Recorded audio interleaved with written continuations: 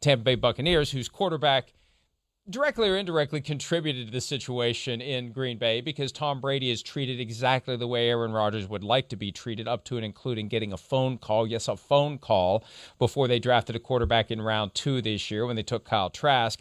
Brady at the Bucs mandatory minicamp. Here's Coach Bruce Arians talking about how his starting quarterback, who is there and happy to be there, performed. He looked fine. I had to pull him out a couple. That first period, that's okay. You can have 4. They kept begging to go back in, but the only thing I didn't want him in was the blitz period where, some guys might get around him too quick. Yeah, the doctors and him, they both said he was good to go, and just still be careful with what we're doing with him, and trying to stop him from playing is pretty tough. Arians also said they're planning for more work out of the shotgun as Brady continues to recover from this knee surgery. Hey, they're in a delicate spot here because Brady himself said it was pretty serious knee surgery. There was a report, but hey, when we find out the details, we're going to be amazed at how Tom Brady was able to thrive despite this knee, the left knee, the same one that had the torn ACL first game of the 2008 season, the surgery on it, how big of a deal it was. Because if you do that too much, you're going to get fined by the NFL because he never showed up on the injury report with a knee injury last year. But just the fact that this thing has them revamping their offense to protect that knee after surgery, it tells you it was a big deal, Chris. Yeah, no, there's no question. I mean, it's on their mind, certainly. And what I'm kind of interested in and want to see is even when his knee starts to feel better, is this something that they're going to start doing more too, the shotgun? I could see them doing that to a degree. Now, we showed the stats. I mean, under center was pretty good, right? And last year, towards the end of the year, how much did we talk about under the center play action pass? Look how deadly they are as a football team. You see the touchdowns interception ratio, 8.7 yards per attempt. That's a pretty good number. That play action pass was a key to them winning the Super Bowl. It really was. Now, they could do it out of the shotgun, but as we talked about, before, I don't think this is as effective play action pass out of the shotgun. That's why I think we're going to see the Baltimore Ravens and Lamar Jackson. They're talking about getting underneath the center more. But also, Mike, here's the thing. The injury, I've actually lost track. What is he going to be, 45 this year? 44. 44? August 3. Getting underneath the center, dropping back, doing all that will wear your legs out. There's no joke. There's not. I bet you there's a part of Brady that's a little bit like, man, I'm going to be 44. I wouldn't mind, you saving me and all these run plays and play action plays and everything I got to do, get low, get underneath the center, drive out, do all that stuff. Man, it'd take a little wear and tear off me if I could just sit here in the shotgun and be in the spot already and do it and wheel and deal that way. That's where I'm interested to see if it really becomes a real thing within the offense, consistently throughout the year.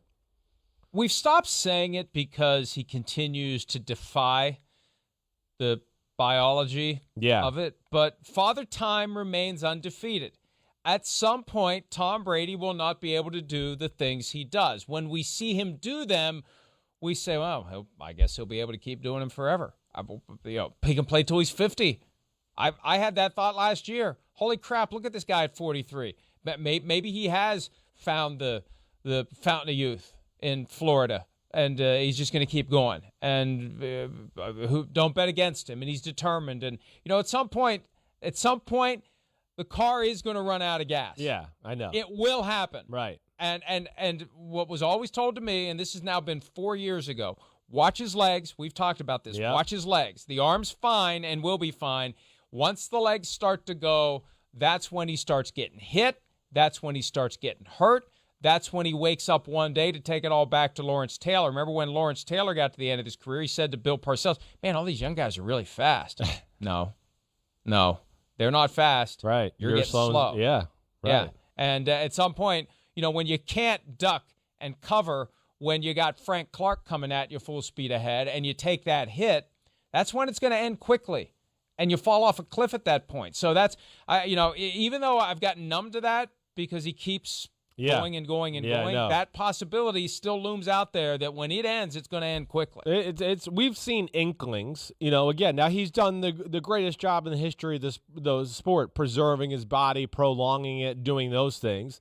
And then, hey, his move from New England to Tampa was masterful. He put himself in, again, another place that, kind of extends the lifeline of his career. Great offensive line, he doesn't have to put himself out there physically with like a rebuilding team and get beat up and do things like that. So that's where he has been awesome and bought himself time. We talked about his arm being, he's going to be able to throw lasers when he's 55, but I think your thing about the legs and all that is still spot on. And let's not forget, the first 10 weeks of the year last year, we had some moments of going like, ooh, it was a little shaky. And we definitely have seen moments of when you get pressure, right, the fourth down, when you get pressure and things like that, there is still a reluctancy to get hit. And I say that not to be disrespectful because Brady is one of the toughest SOBs ever to play quarterback. But we saw it, the Green Bay game. There's a blitz. Nobody even hits him. He's falling down. He just throws it in the air. There was a number of those plays last year to at least know, wait, you see he's very conscious of not getting hit or trying to save himself that way. And those are at least inklings, but, he still keeps answering the bell and doing awesome like you're talking about.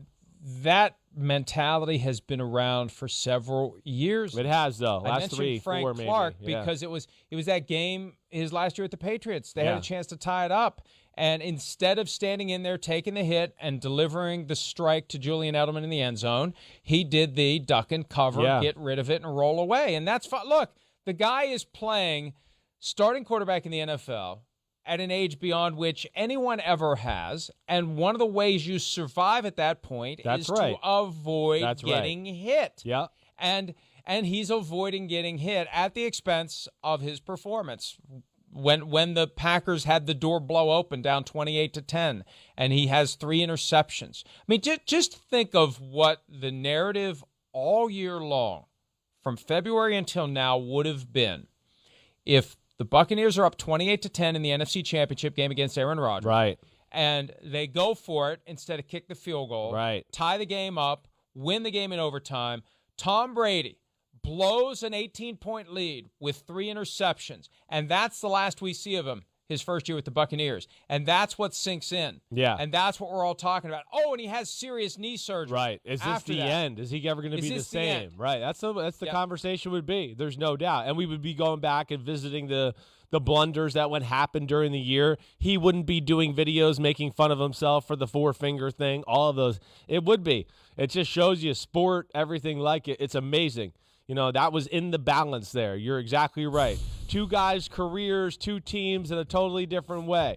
We would be talking about these moments about, the slippage to your point.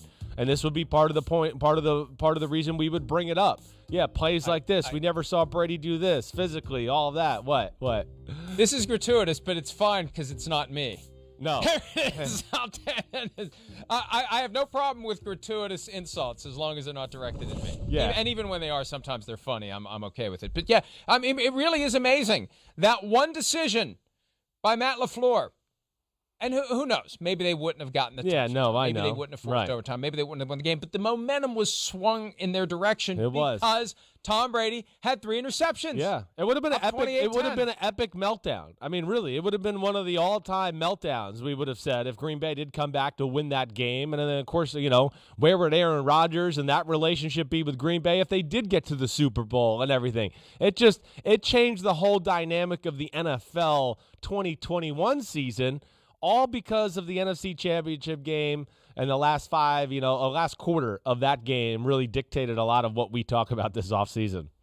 Oh, yeah. I mean, now it's all, hey, the Bucs won the Super Bowl. They got all the starters back. Yeah. They go 7-0. They're going to go undefeated. Right, yeah. That would definitely not be the vibe if they had crashed and burned the way they could have, and some would say should have, against the Green Bay Packers.